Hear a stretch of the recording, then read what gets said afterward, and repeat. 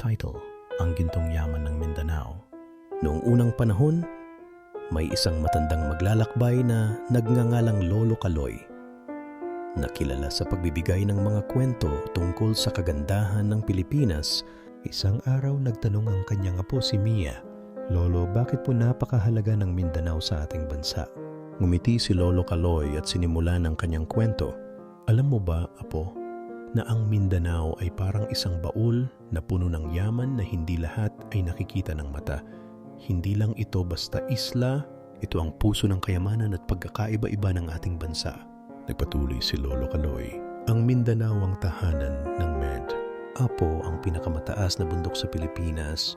Doon nagmumula ang ilan sa pinakamalinis na tubig na dumadaloy patungo sa mga ilog at kapatagan. Dahil dito, maraming magsasaka ang nakapagtatanim ng palay, mais at prutas na dinadala sa iba't ibang bahagi ng bansa. Pero higit pa dyan, dagdag niya, may mga yamang hindi lang sa lupa matatagpuan. Sa ilalim ng karagatan ng Mindanao, makikita ang napakayaman nitong marine biodiversity. Sa Tubataha Reef, ang mga isda at korales ay parang mga hiyas ng dagat. Isipin mo na lang, ang mga yamang ito ang nagbibigay buhay sa ating mga mangingisda at sa ating ekonomiya," tumango si Mia. "Pero Lolo, paano naman po ang mga tao na pangiti?" si Lolo Kaloy. "Apo, ang Mindanao ay tahanan ng napakaraming kultura at tradisyon. Nandiyan ang mga Maranao, Tausug at Lumad. Bawat isa ay may sari-sariling kwento at sining. Ang kanilang musika, sayaw at pagkain ay nagpapakita kung gaano kayaman ang ating kultura. Alam mo ba na ang mga pattern ng Maranao sa kanilang mga banig at tela ay kasing ganda ng mga sikat na disenyo sa buong mundo?" Hindi makapaniwala si Mia. "Lolo, hindi ko po alam na ganoon pala kaganda ang Mindanao."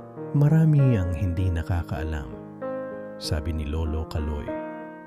"Kaya mahalagang ipaalala sa lahat na ang Mindanao ay hindi lamang lugar ng ginto't perlas. Dufwet ito yung simbolo ng pagkakaisa ng ating bansa.